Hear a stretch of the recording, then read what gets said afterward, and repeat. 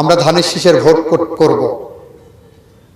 28শে December, আমরা আগামী 28শে December আমাদের মনোনয়ন জমা দেব। আমি সেই মনোনয়ন জমা দিতে যাব আপনাদের সাথে নিয়ে, আপনাদের কাছ থেকে দোয়া নিয়ে। দল ইতিমধ্যে সিদ্ধান্ত নিয়েছেন, আমরা সেখান থেকে আলহামদুলিল্লাহ আমি অ্যাটর্নি জেনারেল পদ থেকে এসে আপনাদের সাথে আগামী দিন 24 ঘন্টা আগামী দিনগুলোতে সময় কাটাবো, এই প্রত্যাশা ব্যক্ত করছি। আজ যারা এখানে